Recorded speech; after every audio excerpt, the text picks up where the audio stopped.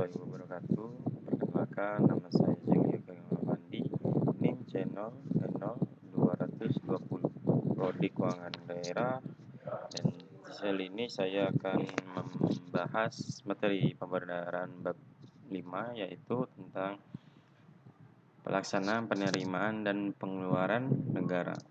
Pengertian dari penerimaan negara yang ini adalah penerimaan pemerintah pusat dan pemerintahan daerah merupakan tulang punggung pelaksanaan kegiatan pemerintahan agar negara tersebut dapat mandiri dalam membiayai pengeluaran yang semakin lama semakin besar.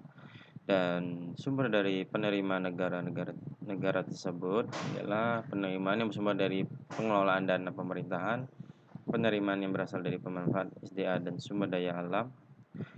Ketiga, penerimaan yang diperoleh dari pengelolaan kekayaan negara.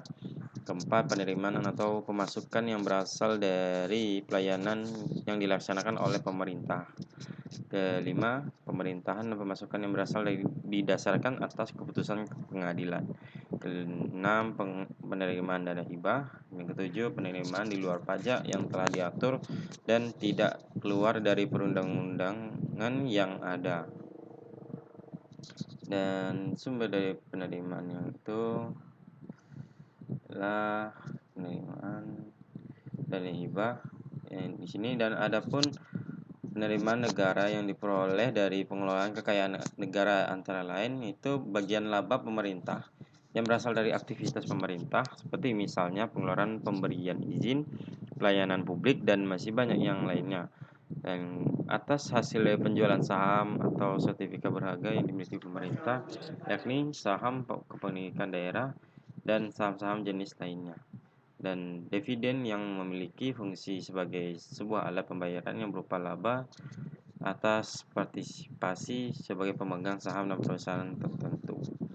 Dan penerimaan atau pemasukan yang berasal dari pelayanan yang dilaksanakan oleh pemerintah, dan penerimaan dan pemasukan yang berasal dari didasarkan atas keputusan pengadilan.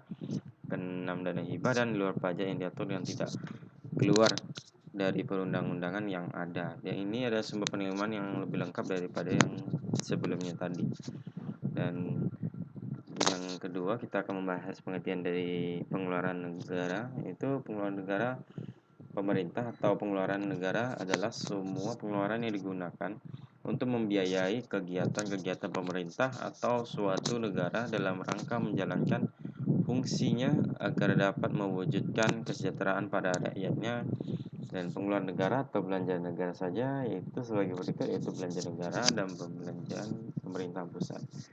Dan di sini ada jenis-jenis pengeluaran negara. Yang pertama ada belanja negara, kedua belanja pemerintah pusat, transfer ke daerah, dan pembiayaan.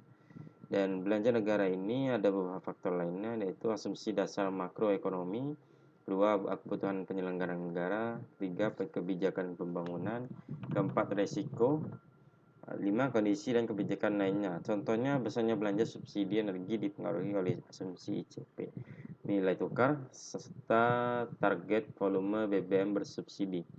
Kedua, yaitu belanja pemerintah pusat, yaitu fungsinya sebagai berikut. Pertama, fungsi pelayanan umum, fungsi pertahanan, dan fungsi ketertiban dan keamanan, dan keempat, fungsi ekonomi. Itu transfer ke daerah. Itu rinciannya, anggarannya transfer ke daerah adalah dana perimbangan, yaitu dana bagi hasil dan dana alokasi umum. Ketiga, pembiayaan.